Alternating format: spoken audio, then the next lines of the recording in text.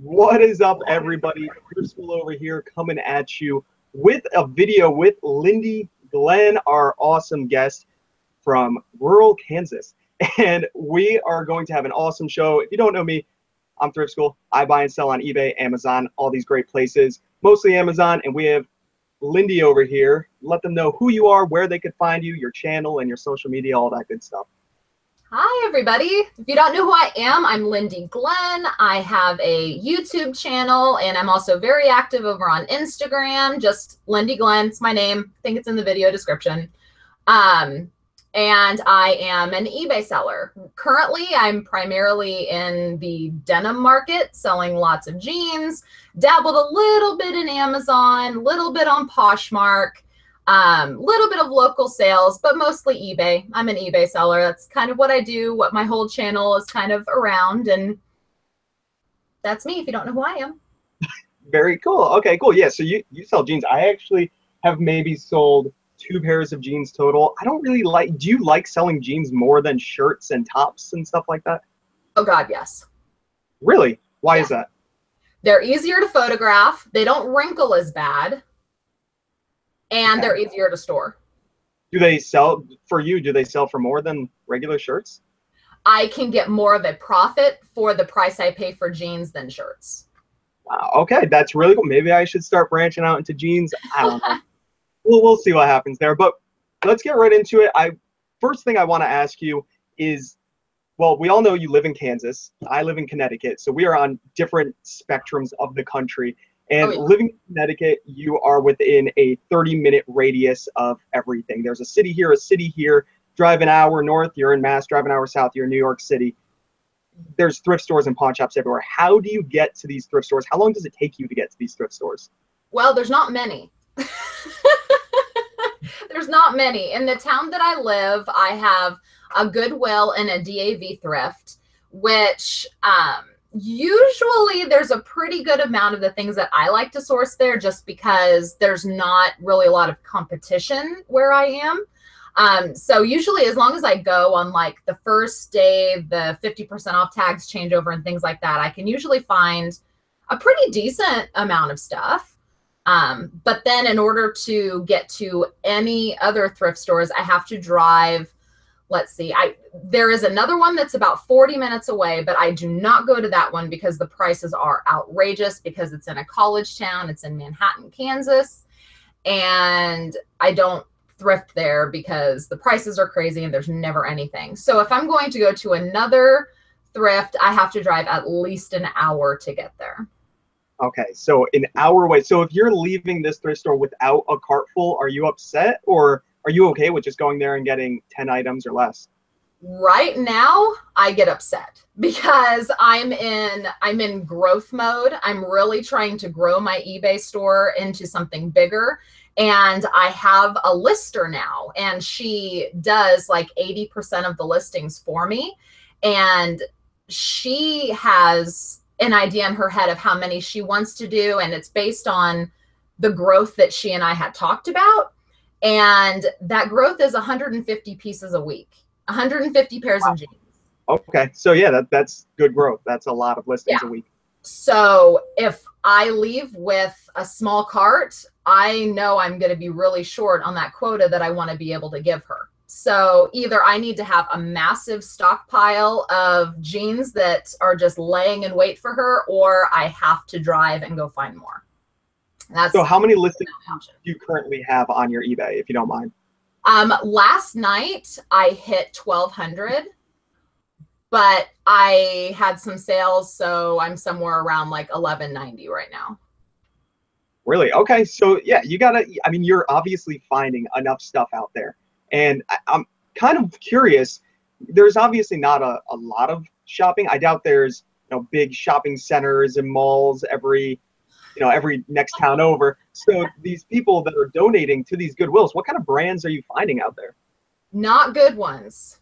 Not very good ones. I get excited when I find American Eagle. I get really excited when I find like buckle brands like BKE. I get really excited. Or Miss Me. If I find Miss Me, I do happy dances.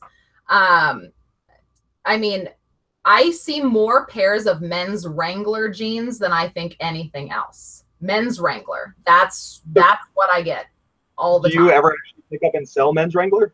Oh, yes. I actually sold a pair of men's Wrangler jeans 2 days ago for $18 plus shipping. Okay, so then you're probably getting these jeans for between what, $3 and $4, or $1 and $4? Yeah, $1 is probably the least I pay, and $4 is the most I pay. Usually, I will average, like if I just go buy a whole bunch of jeans, buy the piece, I will average a cost of about $2.25 per pair of jeans when you break it down and divide it out amongst like the bulk purchase that I make. Oh, okay. So that's super cheap. And I'm pretty sure I've seen on your videos you also have an outlet near you, or in Manhattan. I'm not sure how far away Manhattan is from you. Yeah, the Goodwill outlet is actually in Kansas City. So Okay. it's a little over 2 hours one way. So it's around 4.5 hours round trip. So if I'm really feeling the bug, I will leave at like 6 o'clock in the morning, and I will drive there and get there when it opens. And then I will stay there all day long, and I will bring home 200-300 pounds and Wow. and drive the 2 hours home. I will do that. So I haven't been able to do that in a long while, but I'm really itching to go back. So hopefully I can go back in the next couple weeks. Yeah. Oh my gosh, that's crazy. We do have a Goodwill outlet here in Connecticut also. It's maybe 40 minutes away tops. I mean, it's only 2 hours across the whole state, I'm pretty sure. So 40 minutes away is a lot for here. And, you know, you guys have big, long stretches of highway. You're just speeding the whole way here. It's stop, go half the way, you know. An area that should take you 5 minutes to get through takes you 15. An area that should take you 15 takes 30 at any given time. You got people coming from New York and Massachusetts, Boston. It's crazy. But I've gone to the outlet a few times. What are your prices there? Are they cheaper than, I believe mine's $1.99 per pound starting. Then it goes down from there. I'm not sure how low it goes. Only been there a couple times. What about yours? My outlet is 99 cents a pound. Oh, so it's half the price. Yeah, it's pretty good. So whenever I go and grab 200-300 pounds, if I'm only getting jeans, I will bring home, if for 300 pounds will probably get me 250 pairs of jeans. So like what, $1.25 average per pair, if even that. So I really like to go. Are you only picking up jeans right now, or are you also picking up other things? It sounds like you're solely grabbing jeans at the moment. Right now, that's my primary focus. If I gather up all of the jeans that I want, then if I have time, I will look for other things. Like whenever I go to the outlet, I will primarily pick up jeans first. And then if I'm waiting for another rotation, I'll look at hard goods, or if I'm digging for jeans, if I happen to find like a leather jacket or a nice shirt. Yeah, of course, you can't pass it up. If I'm, you know, I'm like zeroed in for jeans, but while I'm digging for jeans, I'm like, oh, this is nice too. You know, I'm not specifically looking for just the jeans and everything else is garbage. I am looking for jeans and then anything else that I happen to stumble across, you know, and then whenever I'm at Goodwill or another thrift, again, my primary focus is going for the jeans. But then if I went through the jeans really fast and I have time, then I'll start looking around the rest of the store. Yeah, why not? Might as well take a look around everything if you got the time. Did you start doing jeans by watching Prof Sales? I'm sure you know who he is on YouTube. He was the jean master for the longest time, and now I think he's doing shoes. Yeah. Start doing shoes next? No, I hate shoes. I've always hated shoes. I will always hate shoes. Take up a lot of space. I hate shoes. No, I've actually been really into jeans for a very, very long time. The very first thing that I started selling when I was getting into eBay a little over 11 years ago was jeans. Oh, wow. Yeah, I had picked up a couple of bags from somebody locally and they were full of mostly jeans. And so that's what I started selling, and jeans are in abundance here. There's jeans everywhere. Everybody's got jeans. Mm-hmm. And so naturally it's the easiest thing because it's in such abundance and it's such a good price. So that's just what I sell. Very cool. I remember watching your channel, a while ago, back when you were first putting out those videos in bulk, when you started going hard on YouTube. I remember you were hitting up dollar stores and I think Walmart's and getting food and hard goods. Do you still pick up food and hard goods to sell, or are you kind of staying away from that because the profit's a lot lower? So here's the deal with that. And this is the hard truth of YouTube. And I'm actually talking about it with you before I've even told like really any of the viewers over on my channel. I did start off doing that, and it's one of the things that I turn to because sourcing is so hard where I live. There's not a lot, and I can't, it's not like I walk in and find a whole bunch of things that are going to turn for a big profit unless I'm into things like collectibles and antiques, and I have a whole bunch of knowledge about that, which I do not. So I'm kind of stuck with what I know about. And so I was really getting into, the dollar flips, finding the closeout items like the Star Wars Snackies cups and things like that when big box stores would dump them on Dollar Tree, I would buy them all from Dollar Tree and I would resell them. But here is why I've kind of stopped doing that. So when you grow a following and people see what you're selling, they go out and buy the same stuff and they sell it too. And then boom, it's a race to the bottom. And so you can't make any money anymore because you were selling it for 10 and then everybody started selling it for 9, 8, 7, 6. And then it's like, what's the point? So when you are public about what you're selling, when you're selling retail arbitrage, you're kind of shooting yourself in the foot. 100%. When I first was doing YouTube videos, I was saying everything I was buying and selling and retail arbitrage things. Oh, look what I found at Walmart. And I would post the video the same day or the very next day where it's still fresh in every other Walmart. And then, oh, here goes, even if it just takes 5 more people on the listing, it's done. Yep. And a lot of people say, oh, there's abundance, but there's not an abundance of that one product. All you need is, let's say you got this awesome thing of Goo Gone right here. You go pick it up on clearance. You're only making $3 on it. All it takes is 2 more people to bring that $3 down to $1.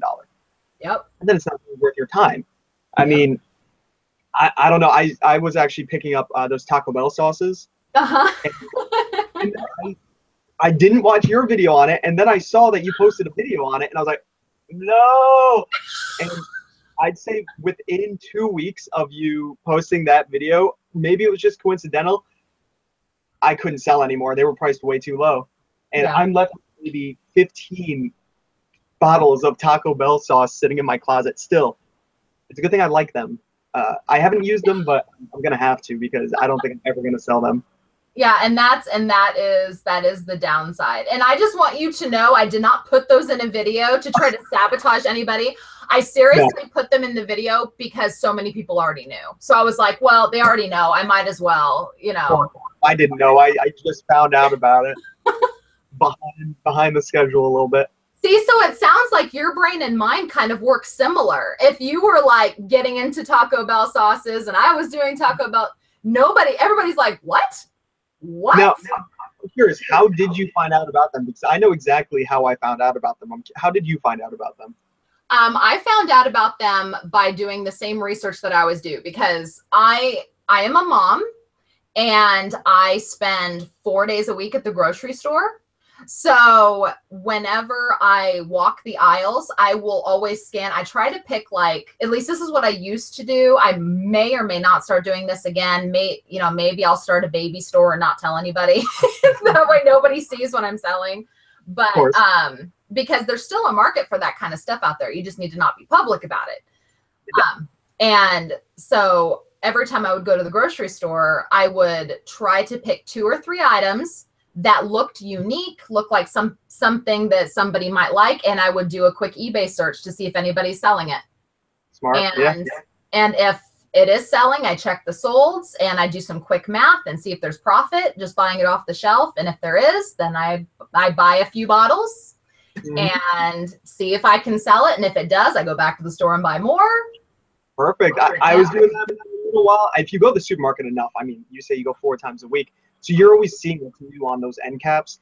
I know Oreo coming out with new flavors. It seems every other month now, and they have the Dunkin' Donuts mocha, the blueberry, all these crazy flavors, and they had the Peeps ones for Easter, and I was there right as they were putting them on the shelf. I looked them up on eBay. Wow, this might be made. I bought about 6 packages of them. They all sold instantly. Yeah. After they sold, I went to go get more, and the price had already tanked. So you have to be quick with a lot of these things. Yeah, I sold a lot of Dunkin' Donuts coffee. I'm not going to say what flavor it was because if it comes back, I'm going to be all over it because I was able to sell it for 3 times what I bought it for. Love that. I love that so much. It's the easiest flip. Yeah, and it was just buying it off the shelf. Just buying it off the shelf. There was no special price. There was no closeout. There was no coupons. It was just straight off the shelf and 3 times the price. And so good. If it ever comes back, I'm going to be like, shh. And I'll tell you what it is too. I'll be like, dude. Yeah, go get this coffee. I would love that so much. You have to start up another eBay store that nobody knows about. Yeah, so you can start doing it. It's and now we're having this conversation with everybody listening going, no, that's not fair. That's so mean. Go make a secret store nobody knows about. The name of the game. It's the name of the game. Hey, we do give out a lot of awesome information. I mean, right there, guys, that's a perfect tip. Just go to your local store. Just start scanning things up and down the aisles. I've done that at Walmart's, at grocery stores. Maybe if you have a grocery store chain that's only to your region of the country, just go in there and start looking up some brands that maybe only you have. I know we have a lot of stuff on the East Coast here. When I was across the country, I was through Kansas. They just didn't have any of it. We have Stop and Shop here, which I didn't see anywhere else in the country. And they carry different items and different food items, and might not only be food, they also have hard goods that just don't sell anywhere else in the country. That is absolutely 100% accurate. When I was out of the eBay game for a really long time and I started getting back in, I started looking at that kind of stuff, not clothing, because I knew clothing is a waiting game. You have to wait for clothes to sell. There's not very many clothing that are quick flip, but there is retail stuff and food stuff that will flip really fast. And I actually got the idea, again, I'm not going to be specific, but my mother has recently moved to Seattle and she came to visit me, and she said, and she was driving, and she said, Lindey, you're going to think this is really weird, but I want to run to Walmart and pick up this condiment before I go back because it's our favorite and we can't get it in Washington. And I was like, really? And so I looked it up, and sure enough, it was selling for like $15 a bottle on Amazon and eBay. Yeah, in the store it was $3. Yeah. So I was like, cha-ching, and I started buying those, and I was selling them like once a week. I was selling a set once a week, and it was easy. Just when I was at the grocery store, just grab a couple more bottles, and yeah. I mean, even for where you are in Kansas, I'm sure I know a few resellers that are in North Dakota, people that are in that central area, Nebraska, and it boggles my mind how they are actually able to get things and just make enough money. Like, there's people out there, I'm not sure how much you're making. We're not going to get into any of that, but I'm sure there are people in these rural areas making way more than I am, and I have everything around me. So it's still possible. Don't let that discourage you. Let's say you live in Alaska. Let's say you live in Hawaii, where it's harder to find things. There's still stuff there, and there's still resellers everywhere. Every 50 states, there are thousands of resellers in each state. It doesn't matter where you are. Right. And not only that, but there are people that are thankful for those resellers because they have that one candy that they like, or that one gum, or that one salad dressing, or that one flavor of barbecue sauce. And if they move, they can't get it anymore. So they're like, oh, I wish someone would sell it. And I'll be like, I'll sell it. I got you sell it. Yeah. So if you're like regional, if you're like Midwest, or you're West Coast, or you're East Coast, try to like open up your mind a little bit to things that might be regional, and think to yourself, okay, so I have this kind of chip. Do they have this on the East Coast, I wonder? You know, do they want this? And just do, I mean, it's just a simple eBay search. Just get on your phone and see if it's being sold. And if it is being sold, do the quick mental math and be like, can I make a profit on it? Buy a couple of bags, see if you can sell it. Another thing that's great is sports teams. I mean, Kansas has what? I think the Jayhawks, which is a college team. But still, where I'm in New England, we have a lot of Patriots attire, a lot of Boston Celtics. And, of course, the Patriots are one of the best teams. I'm a Dolphins fan, which is completely opposite. But Patriot stuff sells so well. But I'm always looking for Dolphin stuff near me. I can't buy it here, so where do I have to buy Dolphin stuff? I have to buy it online. Yeah. I have to buy it online. So if you live in Florida, you see Dolphin stuff everywhere. It doesn't seem special to you. When, for me, oh, my gosh, I find anything Dolphins up here, I just snatch it up. Maybe it's a little overpriced up here, because you don't find it very often, but I'm finding the Patriots stuff, which, man, that stuff sells well everywhere. Everybody's a Patriots fan nowadays because of how good they are. And yeah, so sports team stuff always. Also, okay, so let's branch out of this. I remember you put out a video on your channel about going to a pawn shop. Do you still go to pawn shops? And how many pawn shops are there near you? There's 3 near me, but I have given up. I've given up because they are just, the prices are so crazy. And I had asked if there was any wiggle room, and they were like, no, we'll put stuff on sale the next holiday though.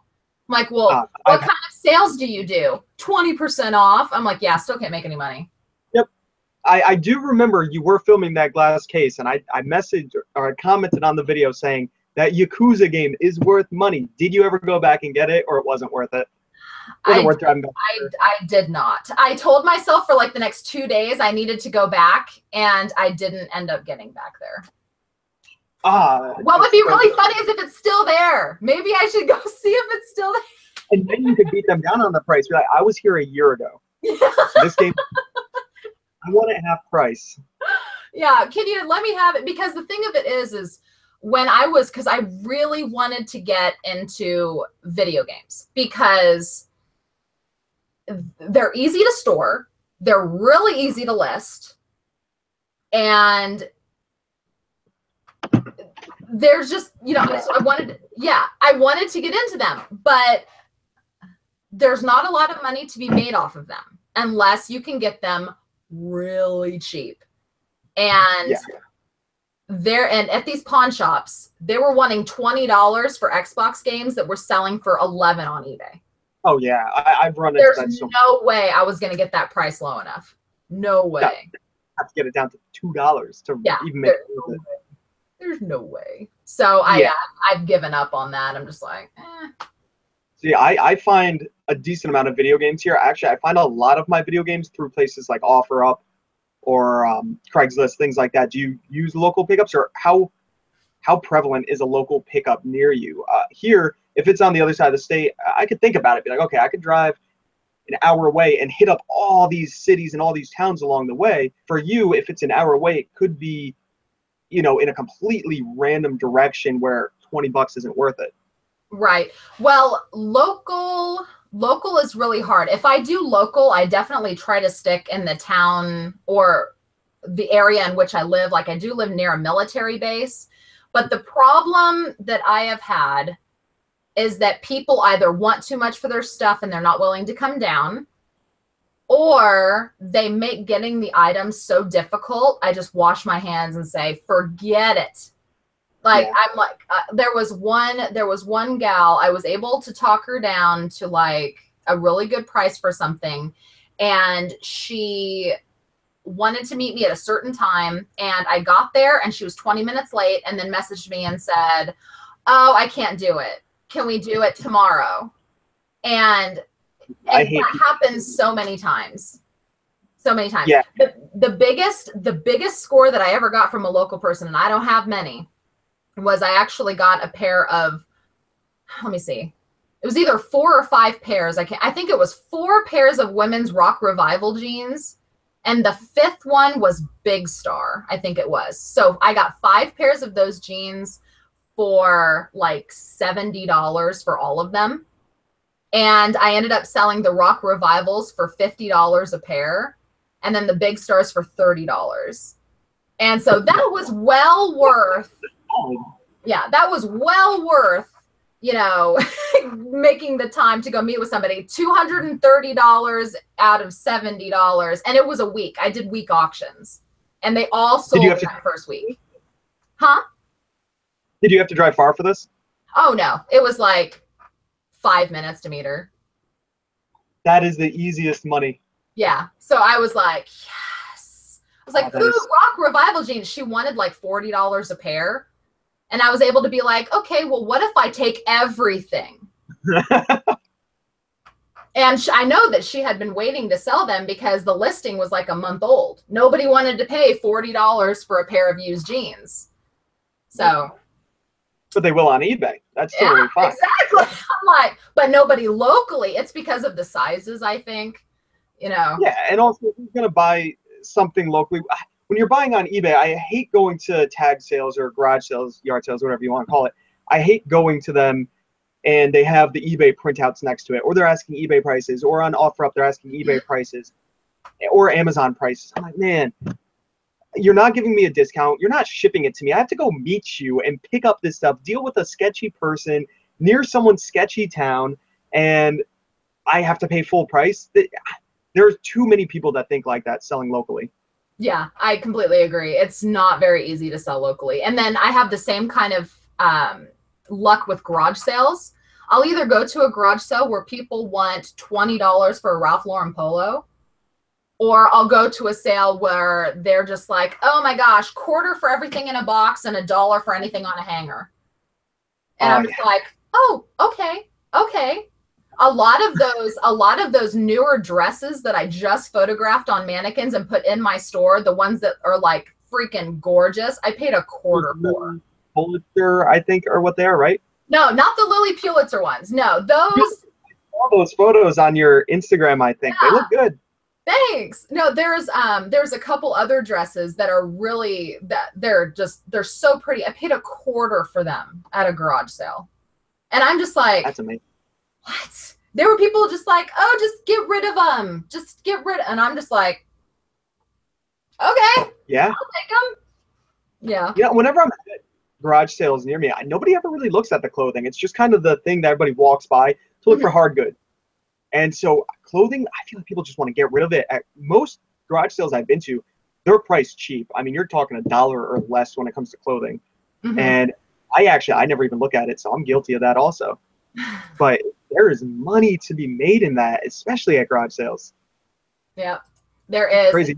You really have to examine stuff at garage sales though. Because it can there can be hidden holes, there can be hidden stains, they can just be like pilled and gross and not good at all. But going back to the local pickup, I just want to share this real quick. I remember, because you were saying how she was late and then she canceled the deal on you. Had that exact same thing happen to me, and I drove about 40 minutes away, only to have I was messaging the person all the way. Right when I got there, I texted him. He said he was on his way. I waited a good 30 minutes and then his phone was off. What the heck, man? Did you just bring me all the way here and then not answer? I'm sitting in this parking lot at a medical facility. And so I sat there for so long, I said, screw it, I'm leaving. Ended up going to a thrift store, getting invited into the back of the thrift store and making a score on hundreds of video games. I spent $300. I made thousands off of that. So it was so worth. I love that guy so much. And I made friends with the person working at the thrift store. He invited me in back, said, pick whatever you want, grab it from the bins. And I was like, cool. I got first dibs. It was the best. So if something turns sour, just try hitting up a thrift store or something in the area. Because if it's an area you've never been to, which I had never really been to that area, try hitting things up and you can walk out of there with some amazing stuff.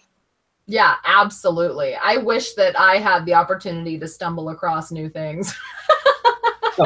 Just today, man, I was at a thrift store right next to me and I found 2 sealed video games, $4 a piece, one going for 24, the other going for 60. So it is out there. It's out there around me. I need you to get into video games. I know you can make the money. There is money there. I can help you. I know all the games, every game. The cool thing is when you build up that knowledge base, just like with clothing, you don't even have to do the research after a while. Clothing is very easy to just go down the racks and grab brands you know. Video games is a little bit harder for some people. They really have to scan the barcode and figure it out. But I could look at that spine and be like, yep, worth money, grab it, throw it in my cart. And I just know all the titles. And with time, you'll get it. Yeah, see, and that's how I am with jeans. I can go through every pair of jeans at a Goodwill within 30 minutes.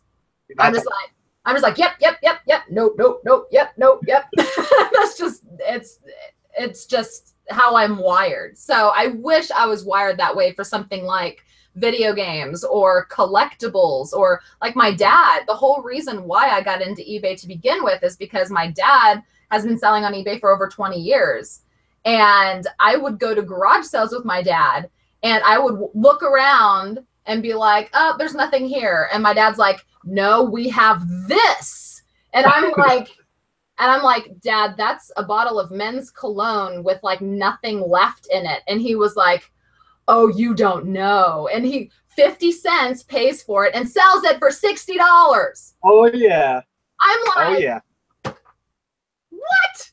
Yeah, that's the way my dad is. So hey, some people are just wired for that, for different things. It's crazy. Which, hey, that's great. And speaking of different things, I want everybody in the comments, whether you're watching now or afterwards, you know, in the replay, I want you to let me know where you live in the country. You don't have to say your state, but if you want to, that is awesome. And let me know where you do your main sourcing. Do you source at thrift stores? Do you do garage sales? Do you do pawn shops? Do you only do retail or online arbitrage? I know people that only do retail arbitrage, and they still make a living. I'm very curious to see if maybe the East Coast sources one way more than the West Coast, or the North does a little bit different than the South. I know people living in Florida and Texas can do garage sales every single weekend. When garage sales are ending here in about 4 weeks, it's going to be too cold. It's already down to the 50s at night every single night here, and soon it's going to be in the 40s. So I don't do a lot of garage sales. So I'm very curious. I want you guys to post down below where you're from and where you do your main sourcing, and how well you do. I'm very curious. I just wanted to throw that out there because we are running over our time right now. I want to stay true to the 30 minutes. Lindey, can you just tell everybody, all your social media, where they can find you? Let them know everything about you. Social media wise, I have my YouTube channel, which is just Lindey Glenn. And again, my name is in the video title. It's down there. Below. Yes, just Lindey Glenn. And on Instagram, it's still Lindey Glenn. But those are the two primary places that you can find me. Yeah. Awesome. Well, I mean, it was awesome having you here. I think it went off beautifully. Definitely learned a lot of stuff. It's so cool to know that people, and you specifically in Kansas, are killing the jean game, which is crazy. I don't even think about jeans, but maybe I'm gonna have to now, so you might have a little bit of competition. Well, get ready to hold on to stacks of jeans, because they are usually a long game. They are a long game. I'm used to that. I got lots of clothing for the long game, but yeah, it's all right. I think I can handle. All right. Well, thank you so much for having me on. It was fun. I'm going to have you over on my channel next. I'm going to hold you to that. So yeah. Sounds good. Thank you, everybody, for watching. Hopefully you enjoyed it. Remember to give it a thumbs up. Comment down below if you haven't already, and subscribe. Peace out, guys. Bye.